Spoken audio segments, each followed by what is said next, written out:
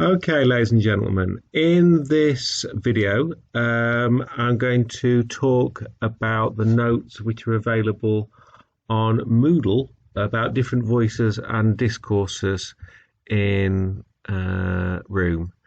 And the reason for this talk really is to support this question here, question 2 on different voices in Room, which says, how successful is Donohue's use of Jack's voice, and how and to what effect does Donohue weave other voices and discourses into the book? Now, I think this week we've looked in some detail at Jack's voice and the characteristics of it and the way that that works as a narrative voice. So this is going to extend beyond that, and this question is going to be useful for people who feel that just looking at Jack is a little bit narrow, and they might feel like they're going to run out of things to say about Jack, and they want a broader scope for their essay. So this essay would give you the room to do that, I think. So we can find the talk at the bottom of the Moodle page in the Room section, different voices and discourses in Room,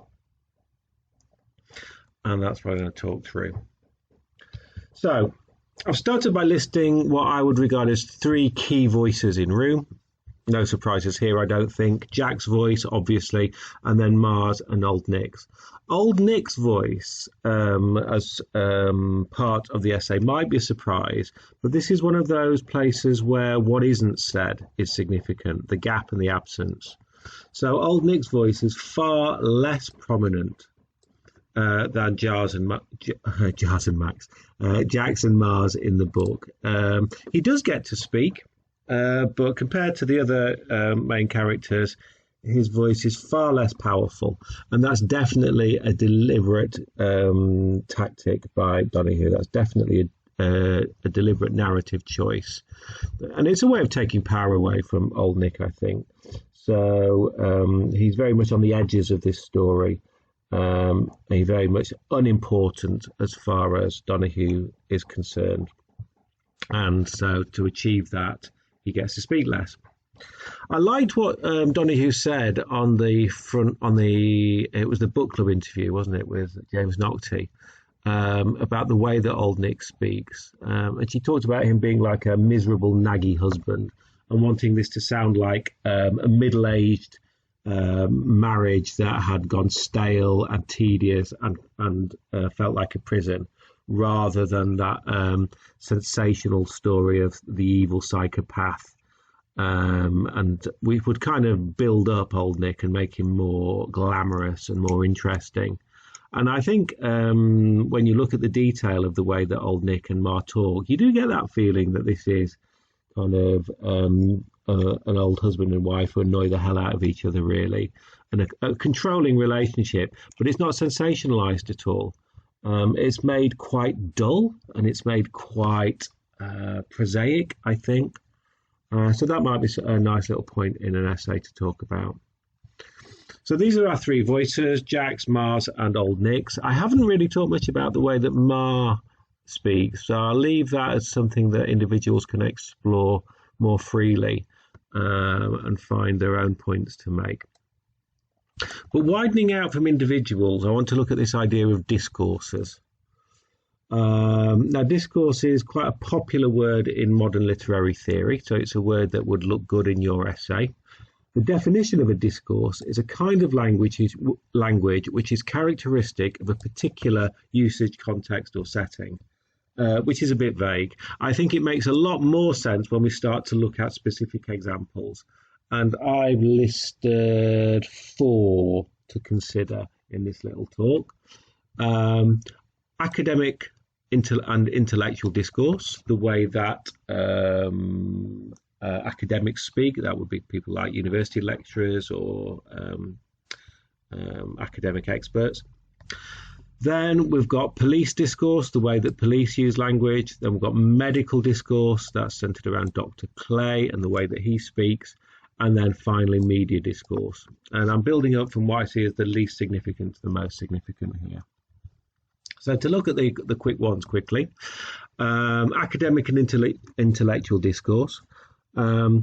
There's an interesting little bit in the book where it turns out there's a talk show that's discussing Jack, and there's a bunch of experts who are talking in what you could regard as rather a pretentious intellectual way about the symbolic meanings of Jack and Ma and what's happened to them, and they start to make all sorts of references to myths and legends and deep psychology.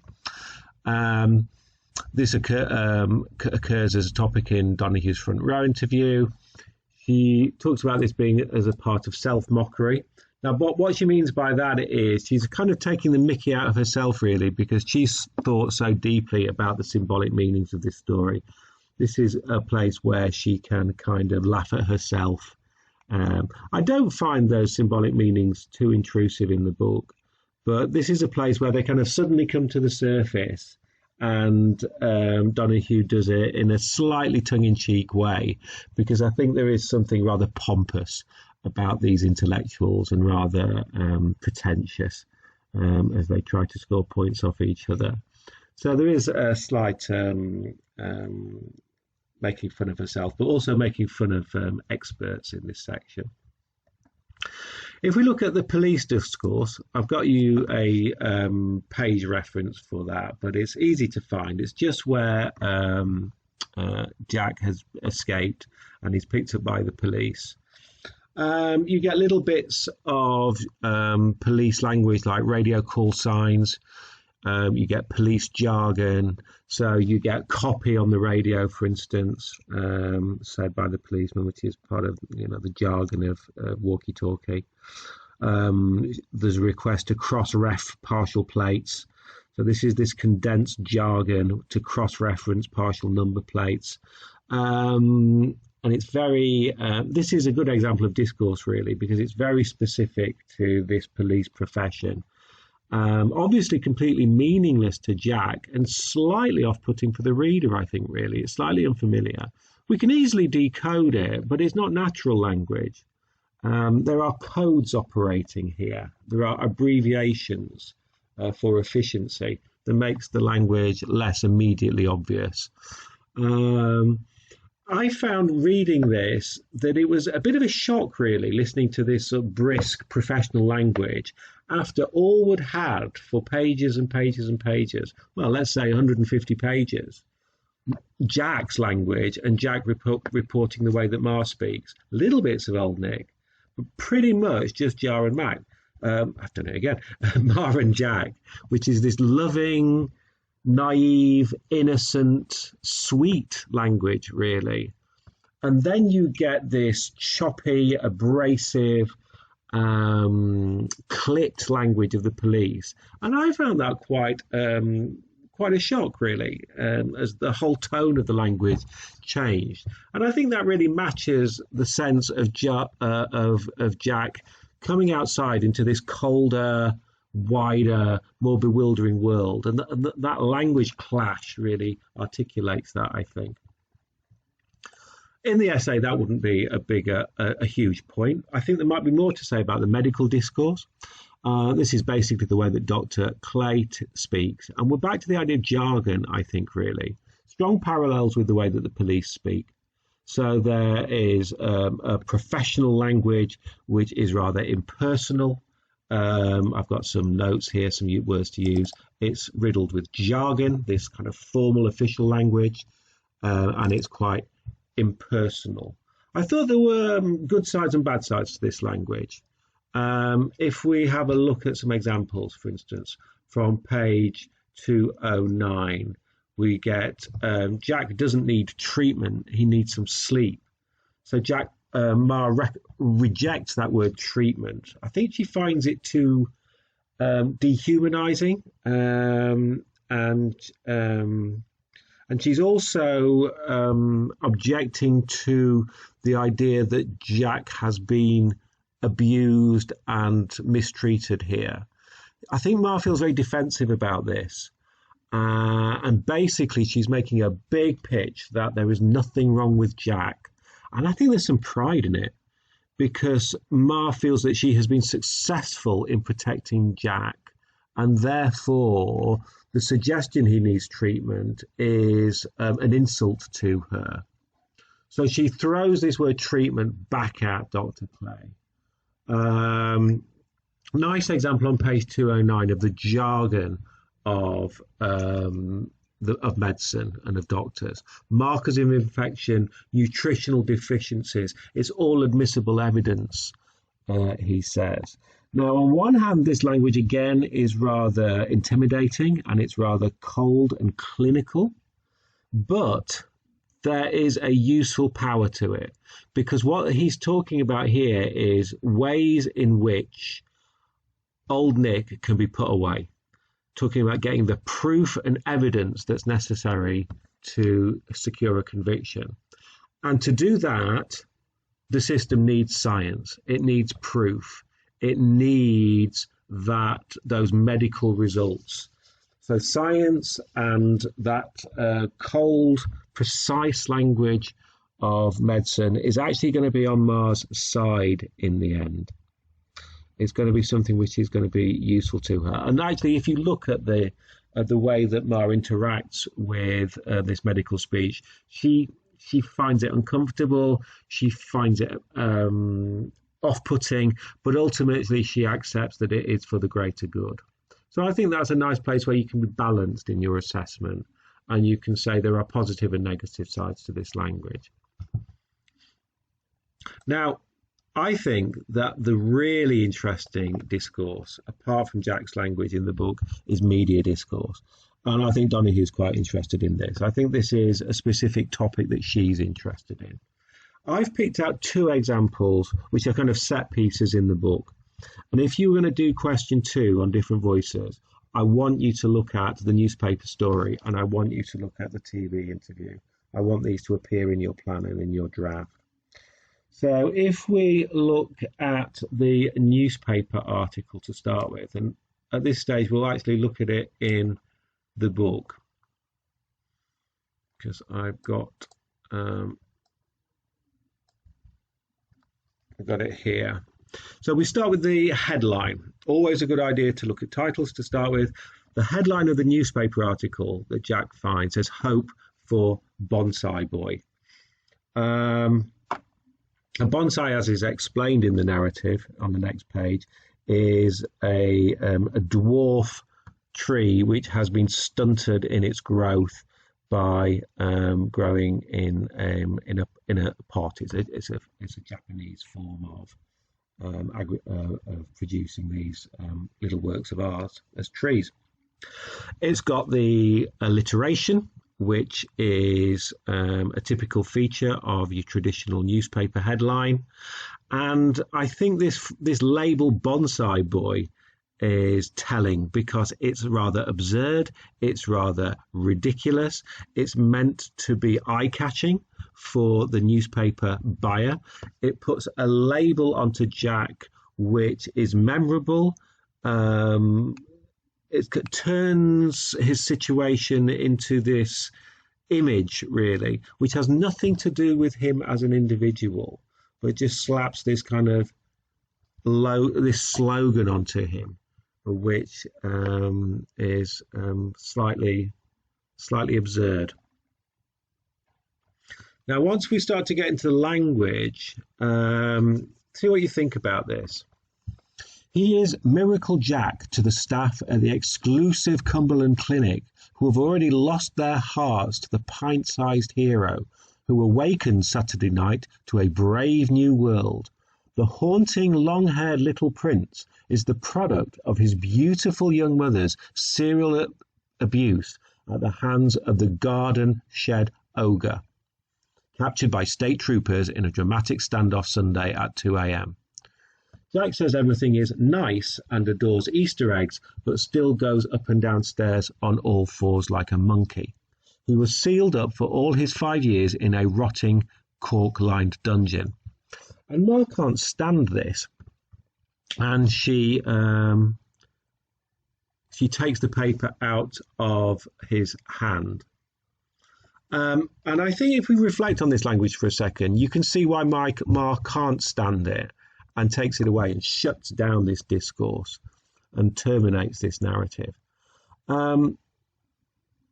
This is typical tabloid journalism, really, because you've got, again, this pattern of taking the truth and then building from the truth a kind of a fiction. It's not a complete lie, but it's leaving behind the reality to create these sensationalized cliches. So we get a phrase like Miracle Jack to the staff. Well, he's not Miracle Jack to the staff. The journalists have made this up. This is typical journalist discourse.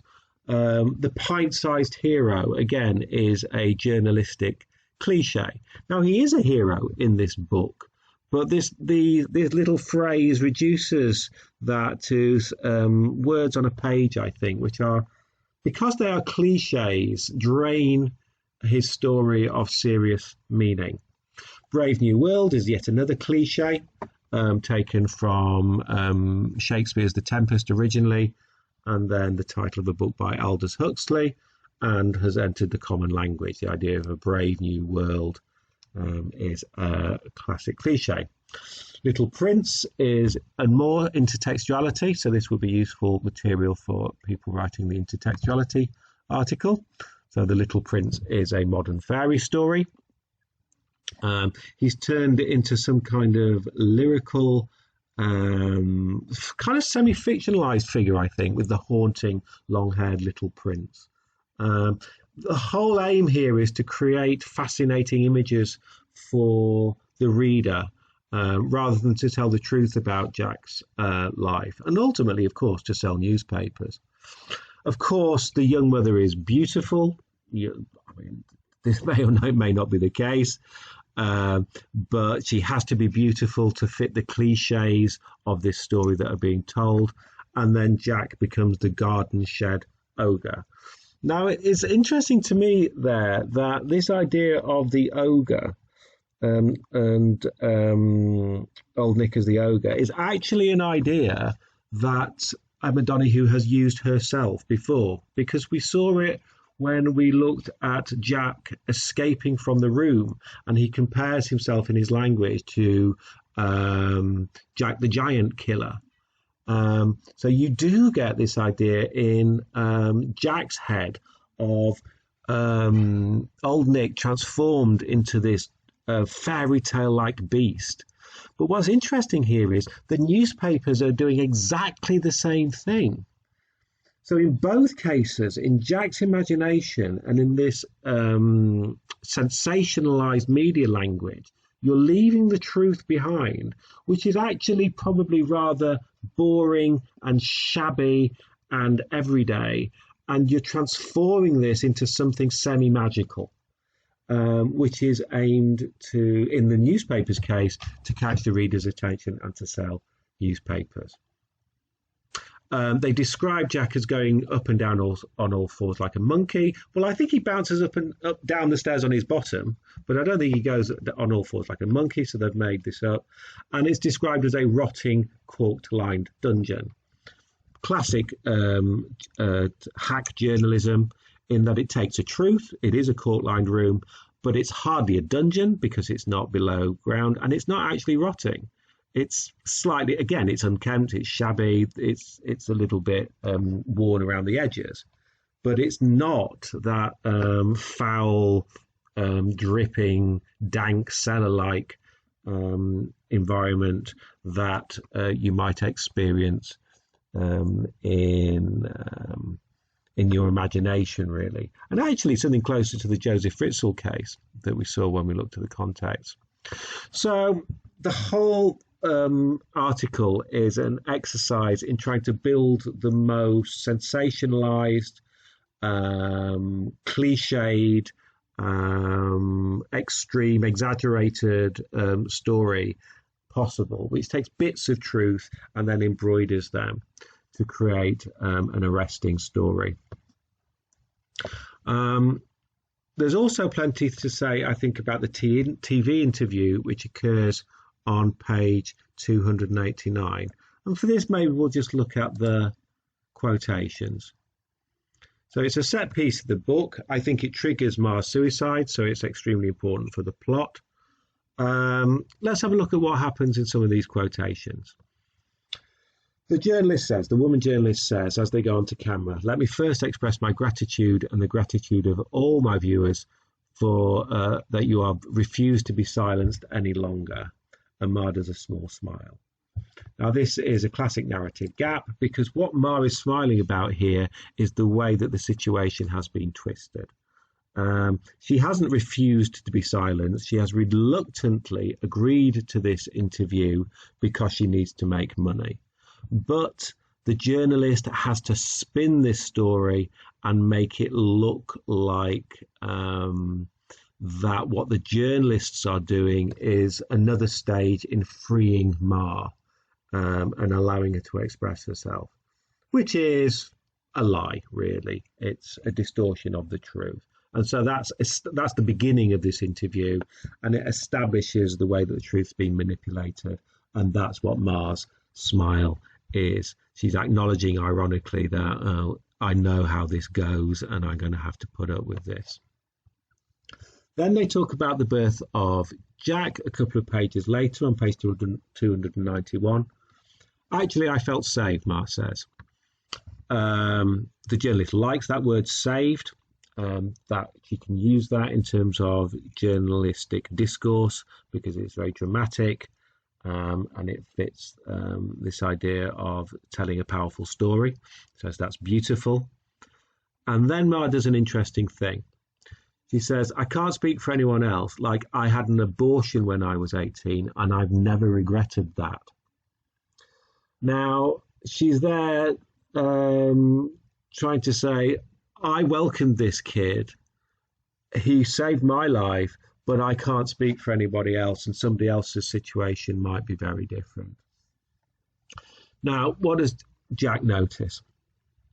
Jack notices the reaction of the journalist. She is the woman with the puffy hair, and she has her mouth open a bit. What do you imagine is going through this journalist's mind as she records this onto her TV interview? I think she's going to be pretty horrified. This is American television. Talking about abortions on American television is not good for audiences. It's going to cause controversy. A lot of people are going to be extremely opposed to this, and it's going to create complexity in this story. And that's exactly what the journalist wants to avoid. The journalist wants to tell a simple story of a heroine and a hero and a villain and avoid any of those moral ambiguities or complexities. If we start to introduce the idea of abortions, now we've got a debate suddenly. This doesn't fit the neat and tidy story. So the woman with the puffy hair basically turns away from that and tries to move the story on to her narrative. And even the description of the woman with the puffy hair, I think, is interesting, because Jack doesn't know her name. She just sees this hair. But I think it's a telling, almost accidental piece of powerful connotation, because this puffy hair to me signifies something rather false and rather fake. So she's had this hair done up for the cameras, for the TV, and it's elaborate and it expresses some kind of power. But it's kind of a nothing, really. It's a puff, which ultimately is worthless, I think. So I thought it was a nice little bit of description. So let's try and sum up what you would do with these different discourses once you've found your key quotations, talked about them. We try to come to some conclusions on this and work out, why do we need to talk about this? Well, if the media is a focus for this essay on different voices and discourses, and I think it should be, I'd want you to talk about how exactly do the media use language in room. Talk about some of the things I've mentioned, try and find your own. What specific media abuses and practices does Donoghue highlight? Find examples of stereotyping, sensationalism, manipulation of the truth, or even downright lies. That's a place where you can do an assessment. Is this a bending of the truth, or is this downright lying? And then insincerity. Lots of insincerity that you can find in that TV interview, I think, where the TV interviewer is playing a role. It's kind of an acting part. And she's performing the discourse that her producers need and that her audience expects. The final challenge is to try not to think about these individual voices just on their own. Don't just write a paragraph about the way that Jack speaks, the way that Dr. Clay speaks, the way that the media speaks. We need to pull this whole thing together, because the question asks about how these voices are woven into the book alongside Jack's voice. And a strong answer is going to look at how do these voices combine together to create interesting effects. So I've tried to give some hints on how you might do that. I thought the idea that there are rival storytellers in this book is interesting. Jack is one narrator, but the media want to take over that narrative. The media want to tell their own story. So there's kind of two stories here. There's the story that Jack tells, and the woman with the puffy hair is a character in Jack's story. But the media want to tell a story, and they want to turn Jack into the bonsai boy. So there's kind of competing narratives. There's a struggle between these two versions of the truth. And I thought that's an interesting thing to consider and write about. We can look at contrasts, specific contrasts between Jack's language and worldview and that of the media. And I think when we describe Old Nick as an ogre, we actually find an interesting and surprising similarity, a parallel between the way that Jack has thought about Old Nick and the way that the media describes Old Nick. So we get differences, but we also get similarities in these discourses. Places where Jack does not understand the media accounts, I think that would be easy enough, and to reflect on the power of the gap between what he understands and what the reader understands. I think look at the TV interview particularly, and look at the way that Jack is observing his ma and observing the TV interviewer, describing their behaviour, and then you can fill that narrative gap and explain how the reader interprets what's going on.